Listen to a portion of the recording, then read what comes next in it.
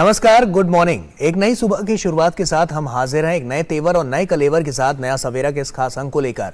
मैं हूं गौरव श्रीवास्तव और मेरे साथ मेरी सहयोगी हैं आंचल गुलाटी कुंबर। शुक्रिया गौरव, सुप्रभात आपको। और अगले 1 घंटे में हम जानेंगे देश और दुनिया से जुड़ी तमाम बड़ी खबरें। बात होगी चुनावी सरगर्मियों की। हम जानते हैं कि गुजरात में जो विधानसभा चुनाव है उसको लेकर बहुत कम समय गौरव रह गया और जो प्रचार है वो इस वक्त बिल्कुल पीक पर है। तो कौन कौन से नेता चुनावी जनसभाएं कर रहे हैं उस पर होगी बातचीत। बात होगी इफ्फी को लेकर और जिस तरह से फीफा में लगातार उलटफेर हो रहा है उस पर भी डालेंगे नजर। लेकिन सबसे पहले रुक करते हैं टॉप स्टोरीज यानी कि हेडलाइंस का।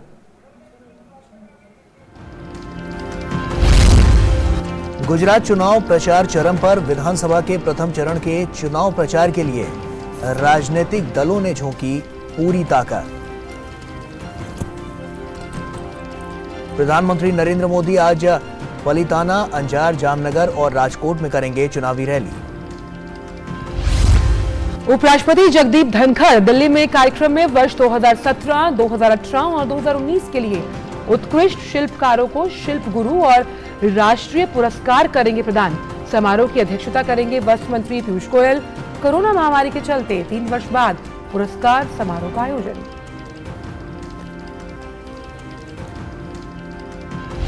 भारतीय सेना और ऑस्ट्रेलियाई सेना के बीच संयुक्त रूप से राजस्थान के बीकानेर में द्विपक्षीय प्रशिक्षण अभ्यास ऑस्ट्रा हिंद 22 की शुरुआत।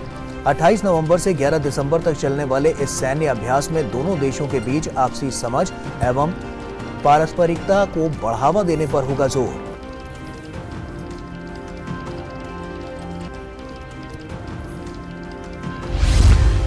रक्षा मंत्री राजनाथ सिंह और फ्रांस के रक्षा मंत्री सेबेस्टियन लेकोर्नू भारत फ्रांस वार्षिक रक्षा वार्ता की करेंगे सह अध्यक्षता। दोनों देशों के बीच संबंधों को और मजबूत करने के लिए आपसी रणनीतिक संबंधों पर होगा विचार।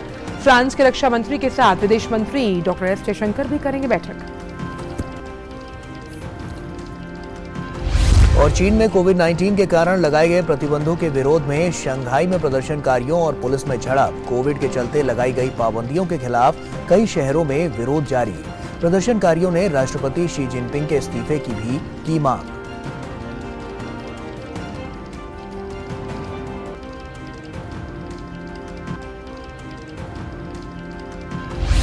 और खेल की खबरों में फीफा विश्व कप में 4 बार की चैंपियन जर्मनी की अंतिम 16 में पहुंचने की राह और हुई मुश्किल। स्पेन से खेला मैच 1-1 से ड्रॉ, वहीं क्रोएशिया से हार, कनाडा हुई बाहर। जबकि आज 5 बार की चैंपियन ब्राजील स्विट्जरलैंड के सामने तो देर रात पुर्तगाल और उरुग्वे भिड़ेंगे एक दूसरे के साथ। गोवा में चल रहे 53वें भारतीय अंतर्राष्ट्रीय फिल्म महोत्सव का आज शाम समापन समारोह। इस मौके पर सूचना और प्रसारण मंत्री अनुराग सिंह ठाकुर, गोवा के मुख्यमंत्री प्रमोद सावंत सहित फिल्म जगत की कई प्रसिद्ध हस्तियां होंगी उपस्थित।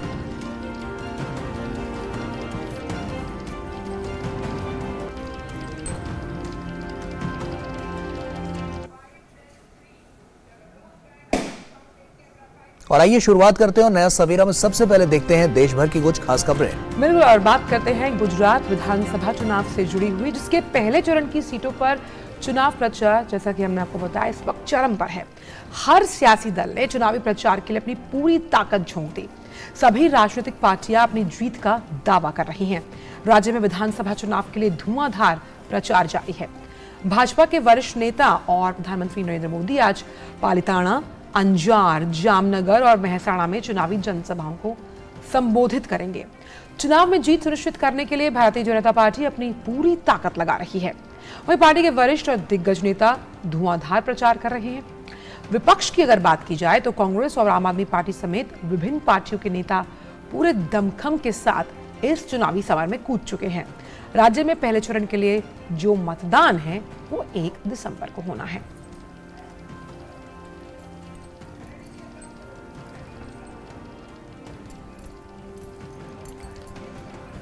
और वहीं गुजरात विधानसभा चुनाव के लिए भारतीय जनता पार्टी ने अपनी पूरी ताकत झोंक दी है। बीजेपी ने सत्ता में वापसी के लिए अपने सभी दिग्गजों को मैदान में उतार दिया है। ऐसे में भाजपा के वरिष्ठ नेता और केंद्रीय गृह मंत्री अमित शाह आज मेहसाणा, वडोदरा, अरवली और अहमदाबाद जिलों में 4 जगहों पर जनसभाओं को संबोधित करेंगे। गुजरात विधानसभा के पहले चरण की 89 सीटों के चुनाव के लिए सभी राजनीतिक दल जोर शोर से प्रचार कर रहे हैं। इस चरण का मतदान 1 दिसंबर को होगा।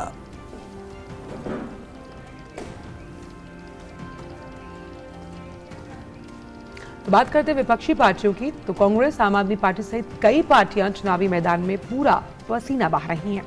कांग्रेस अध्यक्ष मल्लिकार्जुन खड़गे आज अहमदाबाद में संवाददाता सम्मेलन करेंगे। वे महसाणा और अहमदाबाद में रैली को संबोधित करेंगे। कांग्रेस के वरिष्ठ नेता और राजस्थान के मुख्यमंत्री अशोक गहलोत चुनावी प्रचार में जुटे हुए हैं। वहीं आम आदमी पार्टी के वरिष्ठ नेता भी सार्वजनिक सभाओं को संबोधित करेंगे। देश में पहली बार लोगों को अधिक संख्या में मतदान के लिए जागरूक करने के लिए जूनागढ़ जिले में स्वास्थ्य बूथ और पशु बूथ बनाए गए हैं। पिछले विधानसभा चुनावों में जूनागढ़ जिले में 63% से ज्यादा मतदान हुआ। इस बार प्रशासन को उम्मीद है कि जिस तरह से जो तमाम अभियान चलाए जा रहे हैं, करीबन 80% मतदान सुनिश्चित करने का प्रयास चुनाव आयोग द्वारा।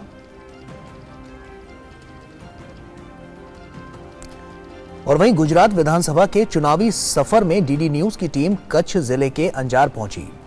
अंजार में कई तरह के उद्योग धंधे तो हैं ही, ये शहर खास तरह की तलवार के लिए भी जाना जाता है। चुनावी सफर में आज मुद्दों से अलग हटकर देखते हैं आखिर क्यों प्रसिद्ध है अंजार की तलवार। घरों में सजाने के लिए इसे खूब खरीदते हैं यहाँ के लोग। देखिए, गुजरात के चुनावी सफर में हम अलग अलग जगह जा रहे हैं। शहर और कस्बों में जाकर वहां क्या खासियत है ये जानने की कोशिश कर रहे हैं। तो हम कच्छ के अंजार कस्बे में मौजूद हैं और अंजार की तलवारें बहुत प्रसिद्ध हैं। किस लिए प्रसिद्ध हैं ये हम बात करेंगे, लेकिन फिलहाल आप देखिए कि इन तलवारों को खरीदने के लिए यहाँ कुछ लोग आए हुए हैं, उनसे हम बातचीत करेंगे। और खासियत ये है इस तलवारों की कि ये पूरी तरह से हैंडमेड है। लगातार हम देख रहे हैं कि काफी समय से ये काम हो रहा है और जो पर्यटक हैं या कच्छ और भुज के लोग हैं वो तलवारें खरीदते हैं। किस लिए खरीदते हैं? ये शादी के लिए, किसी को ऐसे होता है, शौक होता है, कभी शौक में घर में रखने के लिए, शौक के लिए। किससे बनती है? लोहे से या स्टील?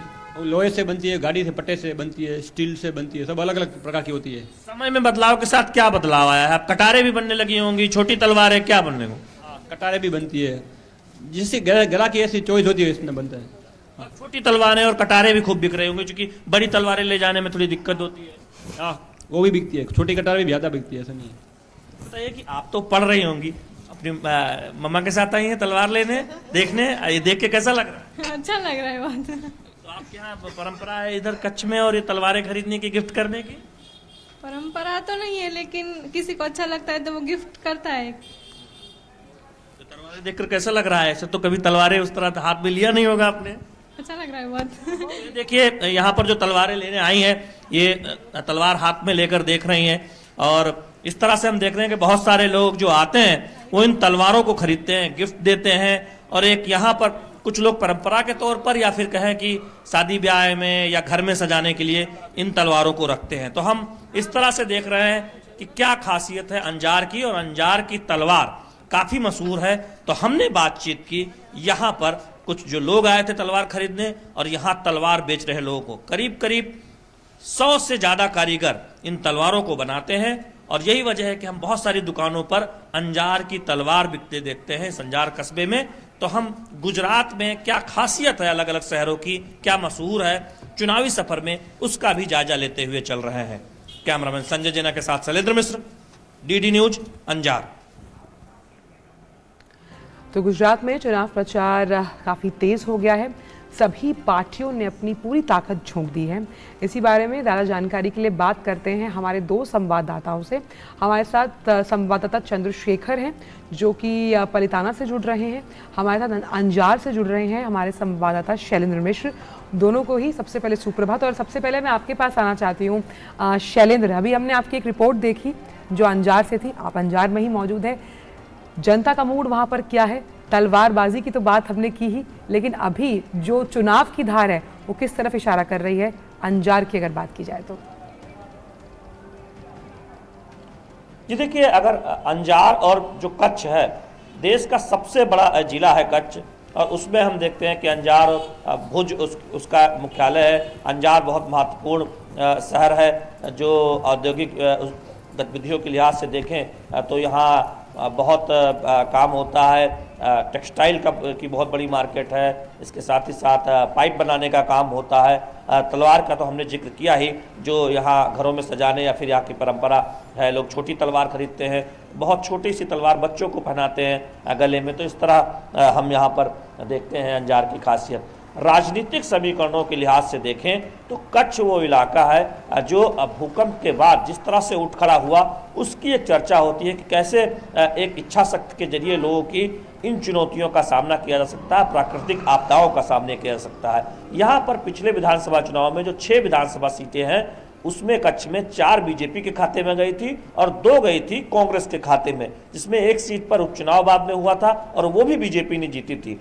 तो निश्चित तौर पर बीजेपी का गढ़ है एक तरह से देखें, और बीजेपी की कोशिश यह है कि 6 की 6 सीटें इस बार कच्छ में जीती जाए। बीजेपी के नेता इस बात को लेकर दावा करते हैं। वहीं दूसरी तरफ कांग्रेस पार्टी इस उम्मीद में है कि कच्छ में वो अपनी सीटों की संख्या बढ़ा पाएगी। अब हम आते हैं मुद्दों की बात। मुद्दों में जो हम फर्क देखते हैं कि पिछले 2 चुनाव में हमने देखा था कि जो पुनर्वास या फिर जो भूकंप में त्रासदी में जो परिवार प्रभावित हुए थे, उनसे जुड़े मुद्दे कहीं ना कहीं उठते थे चुनाव में, लेकिन इस बार वो मुद्दा बिल्कुल नहीं है, क्योंकि वो समस्या हम कह सकते हैं या वो प्रक्रिया पूरी हो चुकी है।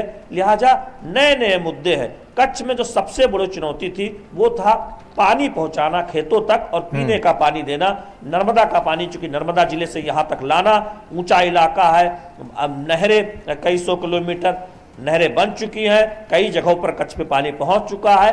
अब मुद्दे क्या उठ रहे हैं कि कहीं पर कुछ नहरों में मरम्मत की जरूरत है, या जिन इलाकों में अभी पानी नहीं पहुंचा है वहां मानी अंतिम छोर तक कच्छ के पानी पहुंचाया जाए। तो ये अब इस तरह के मुद्दे उठ रहे हैं। और दूसरी बात यह है कि जब पानी पहुंचा है तो हम देख रहे हैं कि वो फसलें जो बहुत कम पानी के जरूरत से होती थी, जैसे बाजरा जैसी फसलें यहाँ की मुख्य फसलें थी, अब किसान आधुनिक खेती की तरफ जा रहे हैं। कुछ प्रोत्साहन मिल रहा है, सरकार का समर्थन मिल रहा है, सब्सिडी मिल रही है गोदाम बनाने में या फिर ड्रिप इरिगेशन में। ड्रिप इरिगेशन में हम एक पूरी क्रांति देखते हैं इस कच्छ इलाके में, और यही वजह है कि हम देख रहे हैं खजूर जैसे उत्पाद, खजूर की भी खेती यहाँ पर होने लगी है, अनार यहाँ पर होने लगा है, अमरूद यहाँ पर लोग अब उसका बाग लगाते हैं। तो निश्चित तौर पर हम कच्छ में खेती के पैटर्न में एक बदलाव देखते हैं। तो मुद्दे उस लिहाज से थोड़े से खेती किसानी के बदल रहे हैं। लोग चाहते हैं कि मंडियां बेहतर हो, चूंकि परंपरागत तौर पर जो कच्छ में फसलें होती थी वो उनके लिए तो निश्चित तौर पर एक मंडियां थी। अब अनार के लिए या खजूर आसानी से बिके या अमरूद बिके, उसके लिए भी और बेहतर बाजार हो, सरकार समर्थन करे। तो हम इस तरह के बदलाव मुद्दों में देख रहे हैं कच्छ इलाके में। और सबसे बड़ा जो मुद्दा था वो एक तरह से हल होने के करीब है, पानी पहुंचाने का। चूंकि नर्मदा का पानी हम जानते हैं कि कच्छ में भी पहुंचा है, उसे दूर दराज के अंतिम छोर तक पहुंचाने जरूर कुछ जगह पर भी बचा हुआ है, तो उस पर लोग बात करते हैं। ठीक है शैलेंद्र, आप बने रहिए हमारे साथ। चंद्रशेखर भी हमारे सहयोगी हमारे साथ लगातार जुड़े हुए हैं। चंद्रशेखर, वहां पर क्या माहौल नजर आ रहा है और कितना बदलाव अगर हम देखें तो अब वहां पर नजर आ रहा है? क्योंकि जो स्थानीय मुद्दे हैं वो काफी प्रभावी भी हैं, लेकिन अगर हम बात करें तो विकास की जो बयार और विकास का जो नीतिगत ढांचा है उसमें काफी परिवर्तन देखने को मिला है। तो क्या माहौल वहां पर नजर आ रहा है? देखिए, जैसे जैसे सूरज ऊपर की ओर बढ़ता जा रहा है, उसी तरीके से यहाँ पे जो चुनावी पारा है वो भी ऊपर की ओर बढ़ रहा है। और मैं आपको बताऊं, क्योंकि अब चुनाव प्रचार के पहले चरण के तहत कुछ ही समय बचा है, इसको लेकर के पूरे भावनगर जो लोकसभा क्षेत्र है इसके अंदर जो 7 सीटें आती हैं उसमें से पलटाना भी एक सीट आती है, और यहाँ पर भी उसी प्रकार से उबाल जो है वो देखने को मिल रहा है। जैसे कि आपने बात की, यहाँ से जो मुकाबला है वो कांग्रेस और बीजेपी के बीच में अगर देखा जाए तो बहुत दिलचस्प मुकाबला रहता है, क्योंकि 2012 तक 1995 से 2012 तक की हम बात करें तो बीजेपी ने ये सीट अपने हाथ में रखी थी, लेकिन 2012 में कांग्रेस ने ये सीट उनसे छीन ली थी, और 2017 में फिर से बीजेपी इस सीट पर काबिज हो गई थी। और दोनों ही इस मुकाबले में दोनों ही जो प्रतिद्वंदी इस वक्त मुकाबले में हैं, बीजेपी और कांग्रेस की तरफ से आम आदमी पार्टी भी अपनी ताल ठोक रही है। तो ये तो चुनावी समीकरण की बात मैं कर रहा हूँ कि किस प्रकार से यहाँ पर चुनावी पारा जो चढ़ रहा है, क्योंकि दोनों कोई भी नजरदार नहीं कर सकते हैं। कांग्रेस और बीजेपी के बीच में जो पिछली बार जो जीत हुई थी बीजेपी की, वो भी बहुत 10,000 से ज़्यादा सीटों के मार्जिन से हुई थी, मतों के मार्जिन से हुई थी। तो इसमें राजनीतिक जो सरगर्मी है वो तो लगातार बढ़ रही है, लेकिन दूसरी तरफ जो मुद्दों की आप बात कर रहे हैं तो मुद्दा यहाँ पर जिस प्रकार से शिक्षा और स्वास्थ्य को लेकर के हो सकता है, लेकिन बिजली पानी जैसे जो मुद्दे हैं वो यहाँ पर फिलहाल कुछ गौण नज़र आते हैं, क्योंकि ड्रिप इरिगेशन तकनीक के जरिए, जैसे कि शैलेंद्र भी बता रहे थे, यहाँ में जो पानी की समस्या जो प्रकार से थी और कम पानी में जिस प्रकार से ज़्यादा जो यहाँ पे लोग ले रहे हैं उसका फ़ायदा यहाँ पे लगातार मिल रहा है। MSP प्राइस की अगर हम बात करें तो कपास के लिए ये इलाका जो है काफ़ी फेमस रहता है और वहाँ पर भी जो लोग हैं वो कहते हैं कि MSP बढ़ने से उनको भी काफ़ी फ़ायदा यहाँ पर हुआ है। तो मगर अगर दूसरी तरफ से कांग्रेस की तरफ बात की जाए तो उनकी तरफ से जो है लगातार जो है आरोप प्रत्यारोप लगातार हो रहे हैं नीतियों को लेकर के और जो जिस प्रकार से शासन चलाया गया उसको लेकर के, लेकिन आम लोगों के बीच में हम जब जाते हैं तो उनको उनके विचार जो हैं वो काफ़ी अलग दिखाई देते हैं। लेकिन इसके बावजूद क्योंकि मतदाता एकदम साइलेंट होता है, लेकिन अब ये देखना है कि जब 1 तारीख को जब ये मतदान होगा उस समय जो लोगों का रुझान है वो किसके पक्ष में जाता है, क्योंकि मैं फिर कह रहा हूँ कि दोनों ही पार्टियों के बीच में मुकाबला जो है वो बहुत कांटे का है। बिल्कुल, और लगातार हम देख रहे हैं कि चुनावी जनसभाएं यहाँ पर होनी है और जहाँ पर आप दोनों मौजूद हैं वहाँ पर प्रधानमंत्री आज चुनावी जनसभा को संबोधित करेंगे, जान फूकेंगे और साथ ही साथ जो तमाम प्रत्याशी हैं उनके लिए वोट की अपील करेंगे। तो आगे भी आपसे लगातार चर्चा होती रहेगी। फिलहाल चंद्रशेखर आपका और साथ ही साथ चंद्रशेखर के साथ शैलेंद्र आपका भी बहुत बहुत शुक्रिया इन चुनावी अपडेट्स को हम तक पहुँचाने के लिए। और गुजरात के बाद अब दिल्ली की बात कर लेते हैं। दिल्ली नगर निगम चुनाव की तारीख जैसे जैसे करीब आ रही है, सियासी दलों ने अपना प्रचार अभियान और तेज कर दिया है। इसी कड़ी में भाजपा के राष्ट्रीय अध्यक्ष जेपी नड्डा दिल्ली में एक जनसंपर्क अभियान में शामिल हुए। वहीं भाजपा ने तिहाड़ जेल में सजा काट रहे सत्येंद्र जैन मामले में केजरीवाल पर सफेद झूठ बोलने का आरोप लगाया। आम आदमी पार्टी ने नेताओं ने भी कई इलाकों में जनसंवाद किया और आरोप लगाया कि एमसीडी द्वारा पिछले 15 सालों में कोई कार्य नहीं किया गया।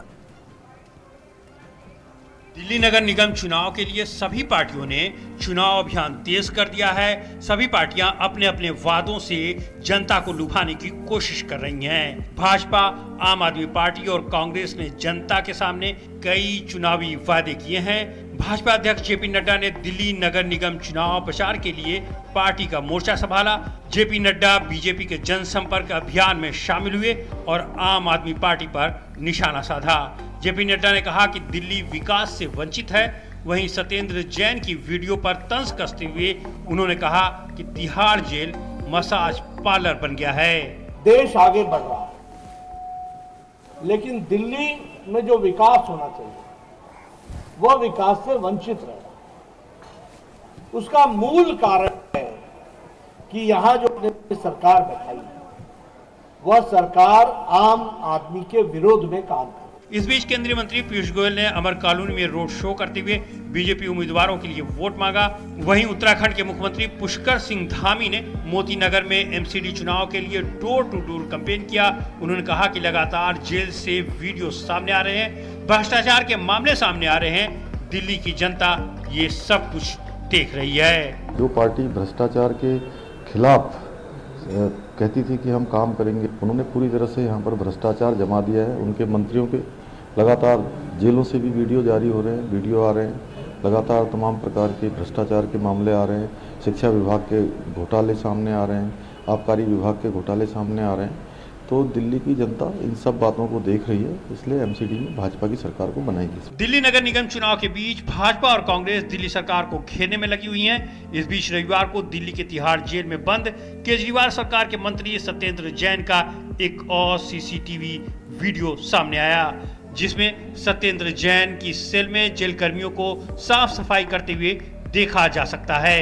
वहीं सत्येंद्र जैन अपनी सेल में कुछ लोगों से बात करते हुए भी नजर आ रहे हैं। भाजपा नेता संबित पात्रा ने केजरीवाल सरकार पर जमकर हमला बोला है। इतने खुले तरीके से झूठ बोलकर एक मुख्यमंत्री कैमरे के सामने आता है और कहता है कि ये जो सत्येंद्र जैन है इसका जो मसाज हो रहा था ये डॉक्टरी एडवाइस पे हो रहा था और एक फिजियोथेरापिस्ट उसको मसाज दे रहा था। ये विषय मोरालिटी का है, यह विषय हमारे दिल के अंदर उठ रहे कई सवालों का है कि एक मुख्यमंत्री लाइट, कैमरा और एक्शन होने के बाद इस कदर झूठ कह सकता है कि यह फिजियोथेरापिस्ट है, जबकि वो एक रेपिस्ट था। वहीं आम आदमी पार्टी ने भी दिल्ली के अलग अलग इलाकों में चुनाव प्रचार किया। दिल्ली सरकार में मंत्री कैलाश गहलोत ने नजफगढ़ में जनसंवाद किया। उधर कांग्रेस के प्रदेश अध्यक्ष अनिल चौधरी ने त्रिलोकपुरी में रोड शो कर जनता से संवाद किया। अनिल चौधरी ने शराब नहीं रोजगार देंगे, 15 साल से रुके हुए काम को अंजाम देंगे का नारा दिया। बीजेपी ने दिल्ली नगर चुनाव के लिए अपने संकल्प पत्र में झुग्गीवासियों को फ्लैट 15, अन्नपूर्ण रसोई के जरिए 5 रुपए में भोजन, स्कूली छात्रों को मुफ्त साइकिल, 1000 स्थायी छठ घाट स्थापित करने जैसे कई बड़े वायदे किए हैं। उधर आम आदमी पार्टी ने कूड़े के पहाड़ लैंडफिल साइट को हटाने और राजधानी में कचरा कुप्रबंधन की समस्या का समाधान करने का भरोसा दिया है। Bureau report, DD news. और दिल्ली नगर निगम चुनाव के लिए सभी पार्टियों ने चुनाव अभियान तेज कर दिया। भाजपा, कांग्रेस और आम आदमी पार्टी अपनी पूरी ताकत चुनावी प्रचार में लगा रहे हैं। और इसी बारे में और ज़्यादा जानकारी के लिए बात करते हैं हमारे संवाददाता गिरीश निशाना से। और तो गिरीश, अगर एमसीडी चुनावों का जिक्र करें तो काफ़ी अहम मुद्दे हैं, लेकिन सबसे अहम बात यहाँ पर यह है कि एकीकरण के बाद अब 250 वार्ड्स के लिए तमाम पार्टियां जोर लगा रही हैं और सत्ता में काबिज जो भाजपा है दोबारा आने की कोशिश करेगी, लेकिन मुकाबला इस पर कड़ा है। जी बिल्कुल आंचल, आपने ठीक कहा। इस बार मुकाबला बहुत कड़ा है क्योंकि इस बार 1349 उम्मीदवार चुनावी मैदान में हैं दिल्ली नगर निगम के लिए, क्योंकि इस बार 3 नगर निगम नहीं है बल्कि एक ही दिल्ली नगर निगम की 250 सीटों के लिए दिल्ली में चुनाव हो रहा है। आगामी 4 दिसंबर को दिल्ली में मतदान होगा और 7 दिसंबर को मतगणना होनी है। ऐसे में उससे पहले तमाम जो राजनीतिक दल हैं वो अपने प्रचार में जुटे हुए हैं। चाहे भारतीय जनता पार्टी हो, वो रोजाना तो कर रही है, लोगों के बीच में जा रही है। इसी तरह आम आदमी पार्टी भी प्रचार में जुटी हुई है और कांग्रेस भी अपना पूरा दमखम लगाने के प्रयास में जुटी हुई दिल्ली के अंदर दिखाई दे रही है। तो मुकाबला इस बार पूरा रोचक होने वाला है। सबकी निगाह देश की राजधानी दिल्ली के नगर निगम चुनावों पर है। अब देखना यह होगा कि जो दिल्ली की जनता है वो किसे अपना नेतृत्व सौंपती है, क्योंकि पिछले 15 सालों की बात की जाए तो दिल्ली नगर निगम पर भाजपा काबिज है। क्या एक बार फिर से दिल्ली की जनता भाजपा पर विश्वास जताती है या कुछ और, ये तो आने वाली 4 दिसंबर तय करेगी और जिसके परिणाम 7 दिसंबर को तय किए जाएंगे। लेकिन दिल्ली नगर निगम के लिए जो राज्य चुनाव आयुक्त है वो मतदाता जागरूकता कार्यक्रम चला रहा है आंचल, और उसमें लगातार कल भी उन्होंने कई ऑटो दिल्ली के अंदर भेजे हैं जिनके ऊपर प्रचार लिखा हुआ है कि अपने मत का प्रयोग जरूर करें। आगामी 4 दिसंबर को जो है वो मतदान करने के लिए घरों से बाहर निकले और ज्यादा से ज्यादा संख्या में लोग मतदान करें। और इसी को कहीं ना कहीं जागरूकता कार्यक्रम, तमाम तरह के जागरूकता कार्यक्रम चलाए जा रहे हैं। राज्य चुनाव आयुक्त ने खास तौर पर स्वीप कमेटियों को बोला है, दिल्ली के जितने भी जिला हैं वहां पर उनको बोला गया है कि वे अपने अपने क्षेत्र के अंदर, अपने स्कूलों के अंदर, जो कॉलेज उनके अधीन आते हैं वहां पर अलग अलग प्रतियोगिताएं आयोजित करें, चाहे वो मेहंदी प्रतियोगिता है, चाहे पेंटिंग प्रतियोगिता है, चाहे नुक्कड़ नाटक प्रतियोगिता हो, ताकि लोगों के बीच में एक संदेश जाए कि अपने मत का इस्तेमाल जरूर करना है और ज्यादा से ज्यादा संख्या में लोग इस बार मतदान करें। उसको लेकर पूरी तरह से राज्य चुनाव आयुक्त दिखाई दे रहा है, सजग दिखाई दे रहा है। और राजनीतिक दल भी जैसे जैसे 4 दिसंबर नजदीक आ रही है अपनी पूरी ताकत झोंक रहे हैं, घर घर जाकर पद यात्राएं कर रहे हैं। जितने भी उम्मीदवार हैं सुबह 6 बजे से ही ज्यादातर जो उम्मीदवार हैं अपने घरों से बाहर निकल जाते हैं। हालांकि इस बार जो भी राज्य चुनाव आयुक्त है उसने जो पैसा खर्च करने की जो धनराशि थी उसको 5 लाख से बढ़ाकर 8 लाख रुपए कर दिया था। तो इस बार 8 लाख रुपए तक का खर्चा जो एक उम्मीदवार अपने क्षेत्र में प्रचार और तमाम चीजों पर कर सकता है उसका पूरा ब्यूरो रखना होगा। और तमाम जो जिला अधिकारी हैं वो इस पर नजर रखे हुए हैं। जगह जगह जो कैमरा है वो कैमरे के जरिए रिकॉर्डिंग की जा रही है कि उम्मीदवार किस तरह का खर्चा कर रहे हैं, किस तरह का प्रचार कर रहे हैं। इसके अलावा राज्य चुनाव आयुक्त ने एमसीएमसी कमेटियां भी बनाई हैं, जो मीडिया मॉनिटरिंग कमेटियां बनाई हैं, जो पूरी तरह से ध्यान रख रही हैं कि कहीं कोई पेड न्यूज तो नहीं चल रही। इसी तरह से तमाम तैयारियां इस समय दिल्ली नगर निगम के लिए चल रही हैं। जी, शुक्रिया गिरीश आपका तमाम जानकारियां हमसे साझा करने के लिए। हालांकि जो तैयारियां हैं वो चरम पर हैं, और लेकिन इसमें आंचल एक बात और अहम हो जाती है, क्योंकि जो भ्रष्टाचार के आरोप आम आदमी पार्टी पर लगे हैं वो काफी संगीन है और उसका इम्पैक्ट कहीं ना कहीं इस एमसीडी के इलेक्शन में जरूर देखने को मिलेगा। एक छोटे से ब्रेक का वक्त हो गया है, यहाँ पर जल्द लौटते हैं। तो ब्रेक के बाद एक बार फिर से आप सभी का स्वागत है।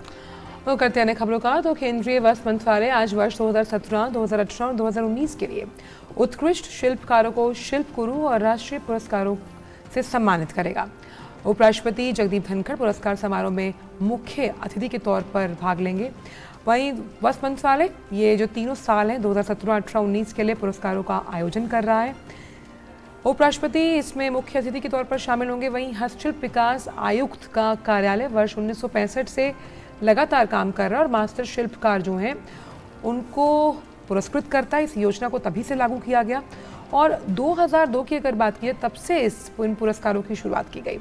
हर वर्ष हस्तशिल्प के प्रसिद्ध उस्ताद शिल्पकारों को ये जो पुरस्कार है वो प्रदान किए जाते हैं, जिनका काम और समर्पण जो है वो न केवल देश को समृद्ध और विविध शिल्प विरासत के संरक्षण से जोड़ना है, बल्कि समग्र रूप से हस्तशिल्प क्षेत्र के पुनरुत्थान के लिए भी योगदान देना है। इसका मुख्य उद्देश्य हस्तशिल्प क्षेत्र में उत्कृष्ट शिल्पकारों को पहचान देना है। पुरस्कार विजेता देश के लगभग सभी राज्यों और केंद्र शासित प्रदेशों के साथ साथ विभिन्न स्थानों की विभिन्न शिल्प शैलियों का प्रतिनिधित्व करते हैं। कोविड महामारी के कारण पिछले 3 वर्षों के पुरस्कार एक साथ अब प्रदान किए जा रहे हैं।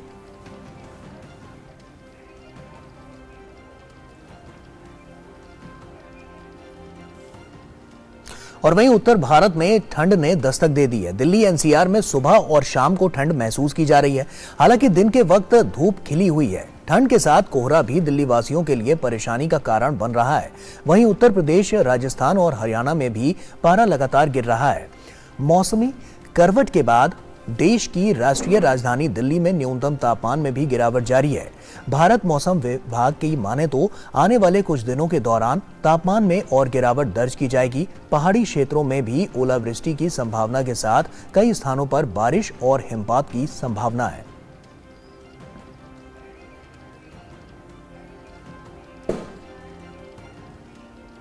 भारत और ऑस्ट्रेलिया की सेना के बीच द्विपक्षीय प्रशिक्षण अभ्यास ऑस्ट्रा हिंद 2022 आज से राजस्थान के महाजन फील्ड फायरिंग रेंज में शुरू होगा।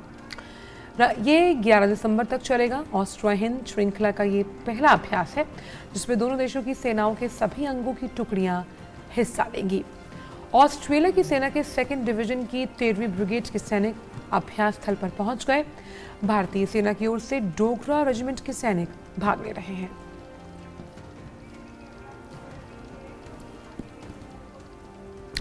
और वहीं रक्षा मंत्री राजनाथ सिंह अपने फ्रांसीसी समकक्ष सेबेस्टियन लेकॉर्नु के साथ आज भारत फ्रांस सालाना रक्षा वार्ता की सह अध्यक्षता करेंगे। इस दौरान सामरिक साझेदारी और द्विपक्षीय संबंधों समेत कई अहम मुद्दों पर चर्चा होगी। विदेश मंत्री डॉक्टर एस जयशंकर भी इस बैठक में शामिल होंगे। सेबेस्टियन लेकॉर्नु राष्ट्रीय समर स्मारक पर शहीदों को पुष्पांजलि भी अर्पित करेंगे। इससे पहले रविवार को फ्रांस के रक्षा मंत्री सेबेस्टियन लेकॉर्नु के नेतृत्व में उच्च स्तरीय प्रतिनिधि मंडल ने स्वदेशी विमान वाहक युद्धपोत INS विक्रांत का निरीक्षण किया।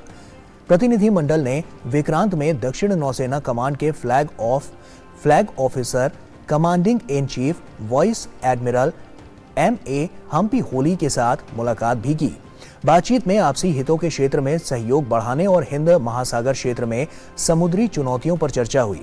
फ्रांस के रक्षा मंत्री ने भारत की स्वदेशी क्षमताओं और आत्मनिर्भरता की सराहना की। भारत और फ्रांस के बीच घनिष्ठ और मैत्रीपूर्ण संबंध हैं।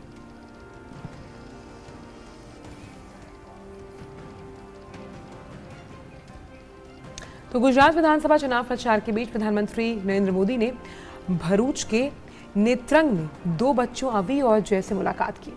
इन बच्चों के माता पिता का 3 साल पहले निधन हो गया था। बाद में उनके दादा दादी और नाना नानी भी चल बसे। इन बेसहारा बच्चों के बारे में जब प्रधानमंत्री नरेंद्र मोदी को पिछले दिनों पता चला तो उन्होंने इनके लिए जो घर से लेकर शिक्षा तक की हर सुविधा और सहायता है वो उपलब्ध करवाई। प्रधानमंत्री ने रविवार को इन बच्चों से मिलकर उनका हालचाल जाना। देखिए हमारी ये बेहद खास रिपोर्ट।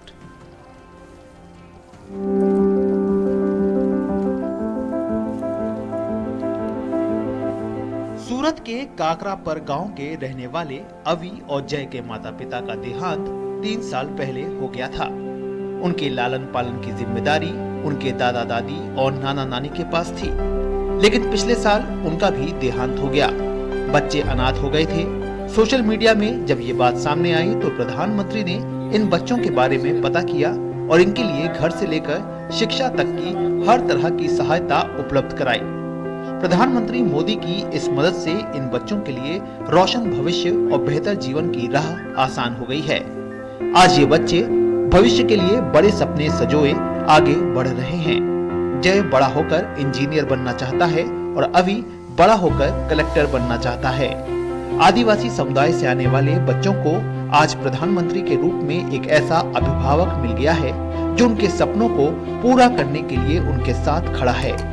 भरूच के नेत्रंग में जब प्रधानमंत्री रैली को संबोधित करने पहुंचे तो इन दोनों बच्चों से पीएम ने मुलाकात की।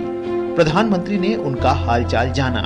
मारा आदिवासी बे दीकराओ जेमने माँ बाप नथी दिल्ली में हूँ बैठो तो एमने खोट ना सालवा दीदी घर बनाई दीधो घर में पंखो कॉम्प्यूटर टीवी बधी व्यवस्था थई गई એટલે આજે બાળકો મળવા આવ્યા હતા। મેં એમને કહ્યું કે તમારે જ્યાં ભણવું હોય એ લઈ જાય। મેં કહ્યું શું કરવું છે? એક કે મારે કલેક્ટર બનવું છે, બીજું કે મારે એન્જિનિયર બનવું છે।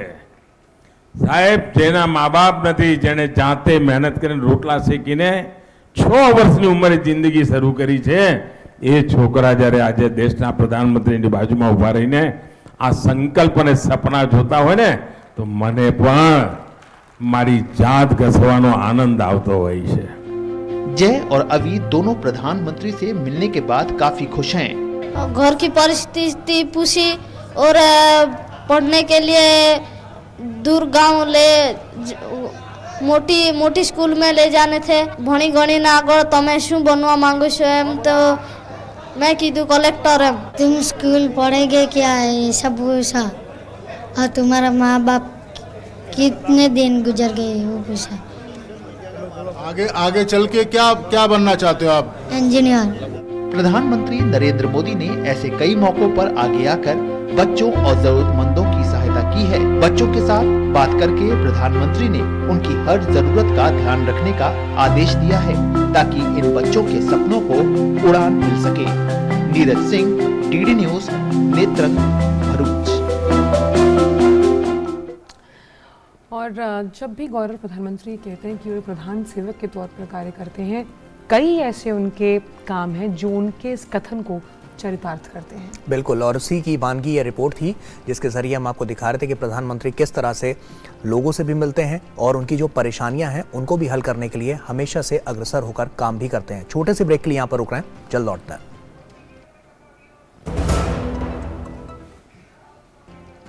ब्रेक के बाद सभी का स्वागत। रुक करते हैं अन्य खबरों का बारे। बिल्कुल, और आपको बता दें, अब बात करते हैं ट्रेड फेयर को लेकर। 41वां भारत अंतर्राष्ट्रीय व्यापार मेला रविवार को भारी भीड़ के साथ संपन्न हो गया। मेले में सर्वश्रेष्ठ पंडालों के लिए राज्यों के पंडालों में केरल को स्वर्ण, मंत्रालय और विभागों में इनकम टैक्स और विदेशी पंडालों में अफगानिस्तान को स्वर्ण पदक से सम्मानित किया गया। मेले में मिले अच्छे रुझान से प्रदर्शक भी काफी उत्साहित नजर आए। देखिए रिपोर्ट। ITPO द्वारा दिल्ली के प्रगति मैदान में आयोजित 41वां भारत अंतर्राष्ट्रीय व्यापार मेला रविवार को भारी भीड़ के साथ संपन्न हो गया। मेले में सर्वश्रेष्ठ पंडालों के लिए आखिरी दिन पुरस्कार प्रदान किए गए। इसमें राज्यों के पंडालों में केरल को स्वर्ण, बिहार को रजत और मध्य प्रदेश को कांस्य पदक मिला, जबकि ओडिशा को विशेष प्रशंसा पत्र प्रदान किया गया। मंत्रालयों और विभागों में इनकम टैक्स को जहां स्वर्ण पदक मिला तो वहीं कयर बोर्ड को रजत और रेल मंत्रालय को कांस्य पदक प्रदान किया गया। इसमें विशेष प्रशंसा पत्र आयुष मंत्रालय को दिया गया। विदेशी पंडालों में अफगानिस्तान को स्वर्ण, थाईलैंड को रजत और तुर्की को कांस्य पदक प्रदान किया गया। सार्वजनिक संचार और आउटरीच के लिए स्वास्थ्य एवं परिवार कल्याण मंत्रालय को विशेष रूप से सम्मानित किया गया।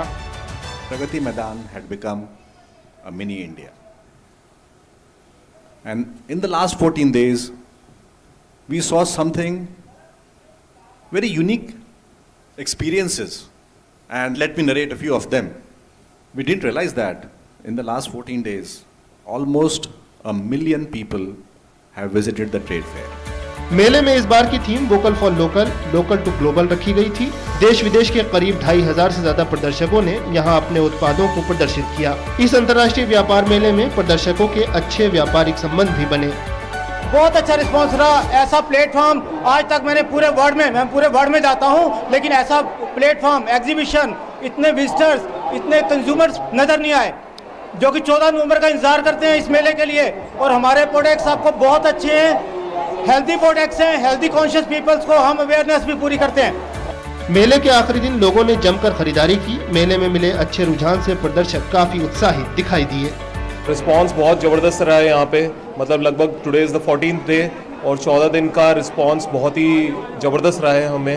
और काफ़ी हमने लगभग नाना करते हुए भी on an average every day we have covered more than 500 customers यहाँ पे। और इन टोटल अगर मैं कैलकुलेट करूँ तो मोर देन 10,000 प्लस कस्टमर्स को हमने सोल्ड आउट किए हैं यहाँ पे। मेले का आखिरी दिन रविवार को होने की वजह से दर्शकों की भारी भीड़ रही। आखिरी दिन करीब 1 लाख दर्शकों की भीड़ मेला देखने पहुंची। पहले बिजनेस वाले में भी आए थे, आज भी, आज तो बहुत भीड़ है और अलग से ही पूरा अपना स्टॉल्स वगैरह बन गए हैं। जो नए नए हॉल बने हैं इनमें तो अच्छा लगता है आकर, काफ़ी अच्छा एक नई टेक्नोलॉजी के हिसाब से नए हॉल बनाए गए हैं, लिफ्ट वगैरह लगा के बहुत अच्छा लगा और बहुत अच्छी शॉपिंग करी यहाँ पर। मेले में इस बार खादी के पंडाल में देश की सबसे बड़ी जैकेट भी लोगों को लुभाती रही और लोगों ने यहाँ आकर जमकर सेल्फियां ली। गिरीश निशाना की रिपोर्ट, डीडी न्यूज, दिल्ली। और आइए बात करते हैं इफ्फी से जुड़ी हुई 53वां भारतीय अंतर्राष्ट्रीय फिल्म महोत्सव आज गोवा में संपन्न हो रहा है। समापन समारोह आज शाम पणजी के निकट डॉक्टर श्यामा प्रसाद मुखर्जी स्टेडियम में आयोजित किया जाएगा। केंद्रीय सूचना और प्रसारण मंत्री अनुराग सिंह ठाकुर, सूचना और प्रसारण राज्य मंत्री डॉक्टर एल मुरुगन और गोवा के मुख्यमंत्री प्रमोद सावंत इस अवसर पर उपस्थित रहेंगे। कई फिल्मी हस्तियां भी इस समारोह की शोभा बढ़ाएंगी। इनमें अक्षय कुमार, आशा पारेख, आयुष्मान खुराना, मानुषी चिल्लर, ईशा गुप्ता, राणा डगुबती और आनंद एल रॉय शामिल हैं। तेलुगु फिल्म के सुपरस्टार चिरंजीवी को समापन समारोह में 2022 के इंडियन फिल्म पर्सनालिटी अवार्ड से नवाजा जाएगा। वहीं क्रिस्तोफ जानूसी द्वारा निर्देशित पोलैंड की फिल्म परफेक्ट नंबर इस वर्ष इफ्फी के समापन समारोह में दिखाई जाएगी। समापन समारोह में सर्वश्रेष्ठ फिल्म, सर्वश्रेष्ठ निर्देशक, सर्वश्रेष्ठ अभिनेता और अभिनेत्री के साथ साथ स्पेशल ज्यूरी अवार्ड समेत कई पुरस्कार प्रदान किए जाएंगे। और वहीं उत्तर प्रदेश के आकांक्षी जिले सोनभद्र में किसानों की आय बढ़ाने के लिए केंद्र सरकार की कुसुम योजना के तहत रियायती मूल्य पर सौर सिंचाई पंप उपलब्ध कराए जा रहे हैं। किसानों को यह सुविधा मिल जाने के बाद से अब उनकी बिजली की आपूर्ति और डीजल पर निर्भरता खत्म हो रही है। साथ ही वो फसल की जरूरत के मुताबिक सिंचाई करने में सक्षम भी हो रहे हैं। इससे किसानों की फसल की लागत घट रही है तो वहीं दूसरी ओर उनकी आय में भी वृद्धि हो रही है। देखिए एक खास रिपोर्ट।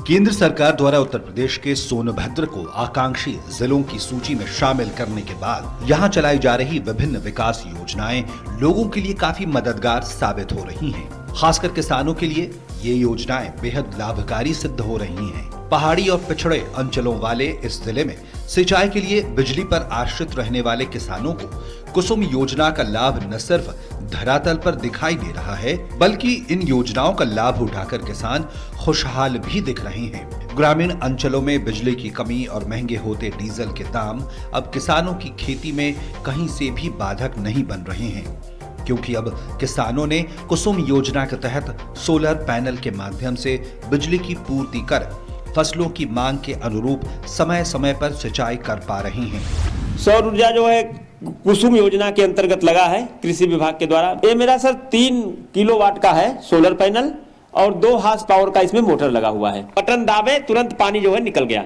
इससे जो है हम मिनी चला रहे हैं, पोर्टेबल स्प्रिंकलर चला रहे हैं, ड्रिप चला रहे हैं।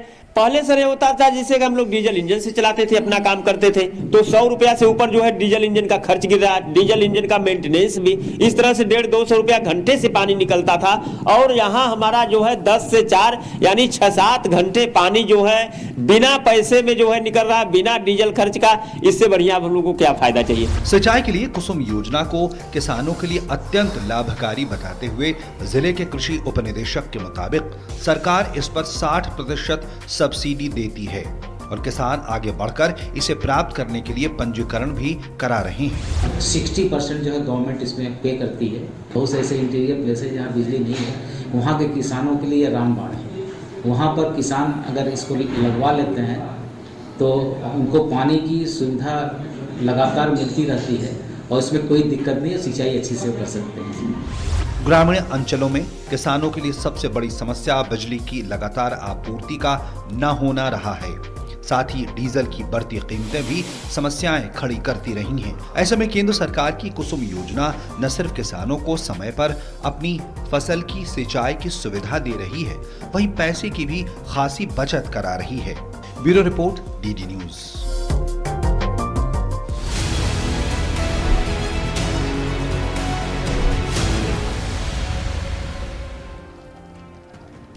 और फिलहाल तो ब्रेक के बाद एक बार फिर से आप सभी का स्वागत है और आइए अब देखते हैं दुनिया भर की कुछ खास खबरें।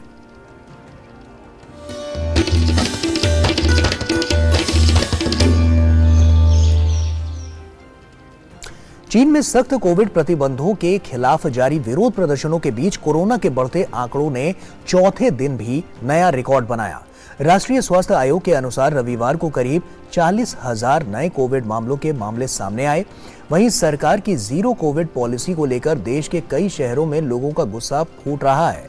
लोग कोविड प्रतिबंधों में सख्ती कम करने की मांग कर रहे हैं। रविवार को बीजिंग के शिंघुआ विश्वविद्यालय में सैकड़ों छात्रों ने विरोध प्रदर्शन किया और लॉकडाउन हटाने की मांग की।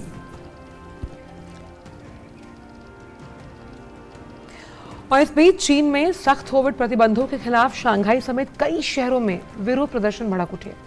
रविवार को शंघाई में विरोध प्रदर्शन के तीसरे दिन सैकड़ों प्रदर्शनकारियों और पुलिसकर्मियों के बीच झड़प हुई। इस दौरान पुलिस ने कई प्रदर्शनकारियों को गिरफ्तार किया। इस प्रदर्शन की शुरुआत चीन के उरुमकी शहर में एक इमारत में आग लगने के बाद हुई, जिसमें 10 लोगों की मौत हुई है, 9 लोग घायल। कोविड सख्ती को लेकर चीन के लोगों का गुस्सा और भड़का दिया गया, जिसके बाद लोग सड़कों पर उतर आए, सरकार विरोधी नारे लगाने लगे और राष्ट्रपति शी जिनपिंग के इस्तीफे की मांग भी करने लगे। और वहीं व्हाइट हाउस के कोविड प्रतिक्रिया समन्वयक डॉक्टर आशीष झा ने रविवार को अमेरिका के लोगों से कोविड के अपडेटेड टीके लगवाने का आग्रह किया। उन्होंने रविवार को एक टेलीविजन साक्षात्कार के दौरान कहा कि नवंबर, दिसंबर और जनवरी के महीने में फ्लू के टीके लोगों को लगाए जाते हैं, इसलिए उन्हें उम्मीद है कि आने वाले हफ्तों में बहुत से लोग टीकाकरण करवाएंगे। उन्होंने कहा कि कोविड के टीकों को गर्मियों के महीनों में अपडेट किया गया है। इन टीकों को छुट्टियों से पहले लोग लगवा लें। वहीं चीन में जारी विरोध प्रदर्शनों को लेकर झा ने कहा कि चीनी अधिकारियों को वायरस के निपटने के लिए अलग अलग योजनाओं को अपनाना चाहिए। और अब खबरें स्पोर्ट्स ट्रैक से।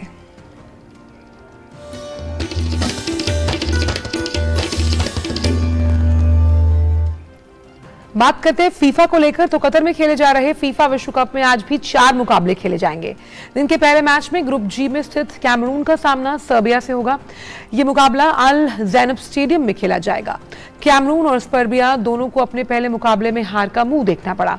ऐसे में दोनों की कोशिश इस मुकाबले को प्रतियोगिता में जीत का खाता खोलने के लिए की जाएगी। कैमरून को जहां स्विट्जरलैंड के हाथों हार मिली, वहीं सर्बिया को अपने पहले मैच में ब्राजील ने शिकस्त दी।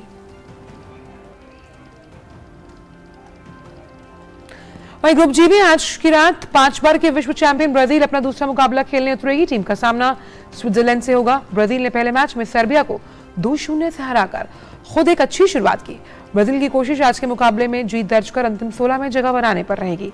वैसे ब्राजील इस मैच में नेमार के बगैर होगी, जो सर्बिया के खिलाफ चोट के चलते ग्रुप दौर के बाकी मैचों से फिलहाल हट गए हैं। बात ग्रुप एच की करें तो आज घाना का सामना दक्षिण कोरिया से। यह मुकाबला कतर के एजुकेशन सिटी स्टेडियम में खेला जाएगा।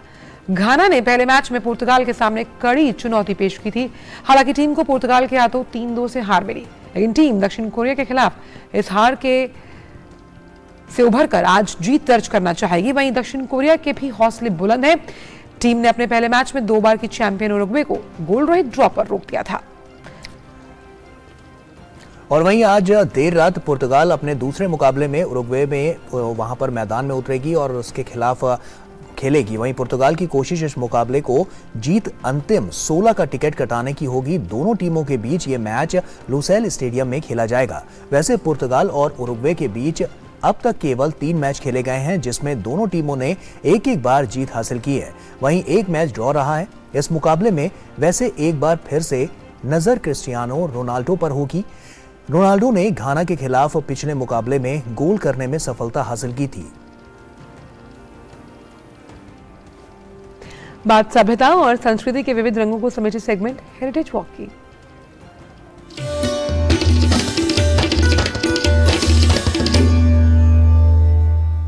और हेरिटेज वॉक के इस अंक में आज हम आपको लेकर चलेंगे गुजरात राज्य के पश्चिमी छोर कच्छ के रण में, जहां बसा है धोलावीरा, जो देखने में पत्थरों की नगरी जैसा लगता है। ये प्राचीन हड़प्पा सभ्यता से जुड़ा हुआ एक ऐतिहासिक शहर है। देखिए।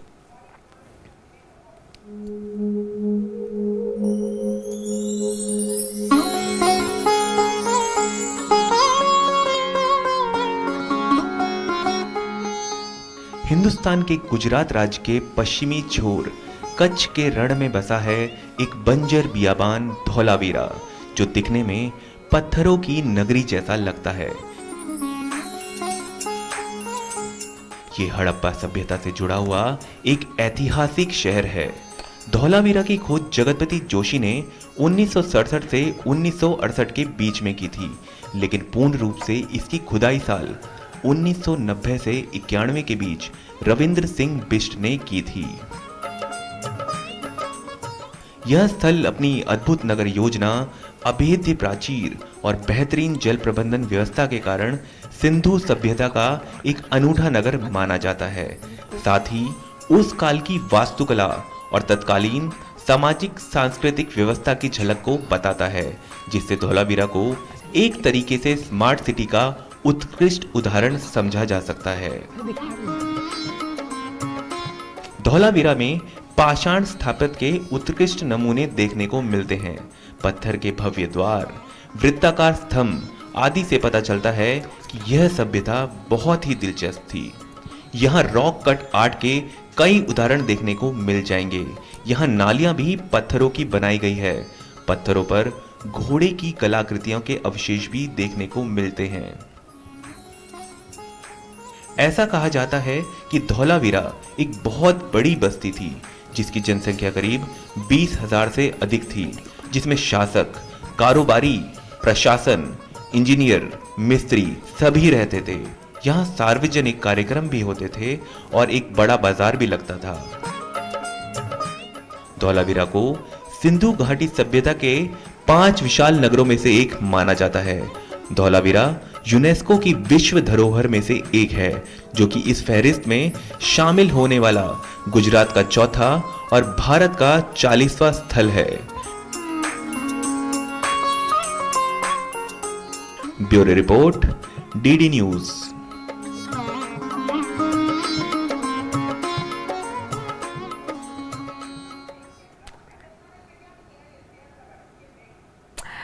और अब बात करते हैं आपकी सेहत से जुड़ी हुई।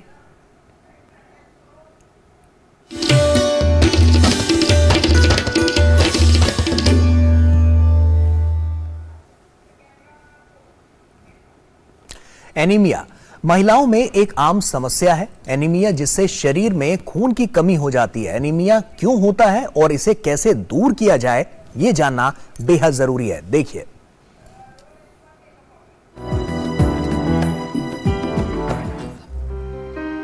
अनीमिया यानी शरीर में रक्त की कमी हो जाना, ये समस्या महिलाओं में बेहद आम है।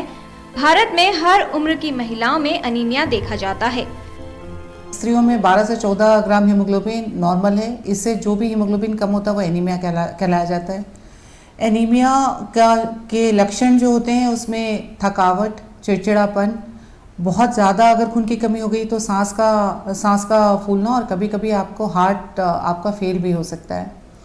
प्रेगनेंसी जो है वो एक बहुत कॉमन वजह है और प्रेगनेंसी में नॉर्मल तौर पे भी एनीमिया होता है। आयरन डेफिशिएंसी एनीमिया यानी जो न्यूट्रिशनल एनीमिया होता है या खाने में आयरन की मात्रा कम होने से जो एनीमिया होता है वही सबसे ज़्यादा कॉमनली देखा गया। वो 50% से ज़्यादा इंसिडेंस उसी चीज़ के हैं। एनीमिया और भी बहुत सारी वजहों से होता है, जिसमें एक B12 फोलिक एसिड डेफिशिएंसी है। शरीर में लौह तत्व यानी आयरन की कमी अनीमिया का एक प्रमुख कारण है। अनीमिया होने पर कई तरह की स्वास्थ्य समस्याएं उत्पन्न हो सकती हैं, जिनसे बचाव के लिए सावधानी जरूरी है। अगर आपकी खून की मात्रा बहुत कम हो गई है, 10 से कम है, तो आपको फिर सप्लीमेंटेशन लेने की ज़रूरत है। और हमारे एनीमिया मुक्त भारत प्रोग्राम जो है उसमें हम आपको 500 मिलीग्राम के करीब आयरन देते हैं बाई वीकली विद साथ में फोलिक एसिड। तो हर हफ्ते में 2 बार आपको ये सरकारी उसमें उपलब्ध है। केला बहुत अच्छा सोर्स है आयरन का। हरी सब्जियां जैसे पालक है या कोई और पत्ते वाली सब्जियां हैं, सैलेड्स हैं, ये सारे कुछ आयरन के बहुत अच्छे सोर्स हैं। और आयरन का एक अच्छा सोर्स गुड़ है जो हर घर में मिल जाता है। तो अगर खाना खाने के बाद आप स्वीट डिश की जगह थोड़ा सा गुड़ खा लेंगे तो आप का आयरन बढ़ जाएगा। और हम कहते हैं कि अगर आयरन की कढ़ाई हो या आयरन का खाना बनाने का बर्तन है, अगर आप उसमें खाना बनाते हैं तो उसका भी आयरन आपके खाने में मिलता रहता है, तो वो भी एक बहुत अच्छा तरीका है अपने आयरन को बढ़ाने के लिए। जब आप आयरन खाते हैं तो आप चाय ना पिए उसके साथ में, क्योंकि जो चाय में टैनिक एसिड पदार्थ होता है, तो अगर आप आयरन की गोली और वो साथ में लेंगे तो आपका एब्जॉर्प्शन कम होगा। तो अपने आहार में आयरन से युक्त पदार्थों को शामिल करें, पोषण का ध्यान रखें, जिससे अनीमिया की समस्या को दूर किया जा सके। किरण भारद्वाज, डीडी न्यूज। और नया सवेरा में बात कर लेते हैं मौसम से जुड़ी हुई।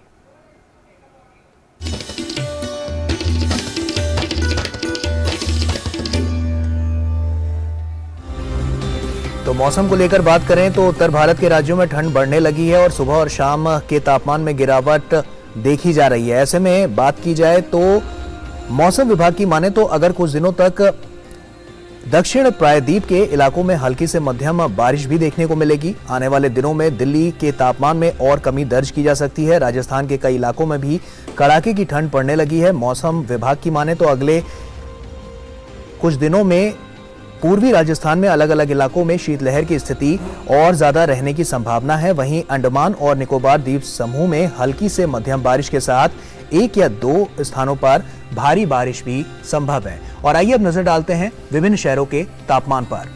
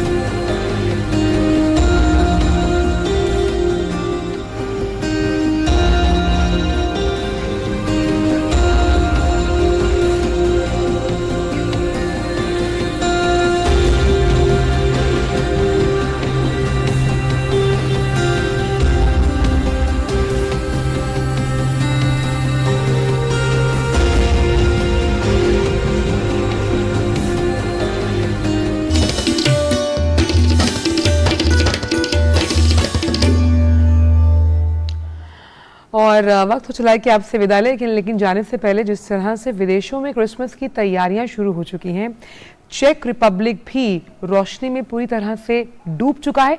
नया सवेरा के संख में तो क्या दिखाने वाले गौरव आप? बिल्कुल आज इतना ही, लेकिन आप इन दृश्यों का आनंद लीजिए और आपको छोड़ चलते हैं क्रिसमस की इन तैयारियों के साथ। हमें और हमारी पूरी टीम को दीजिए इजाजत। नमस्कार। नमस्कार।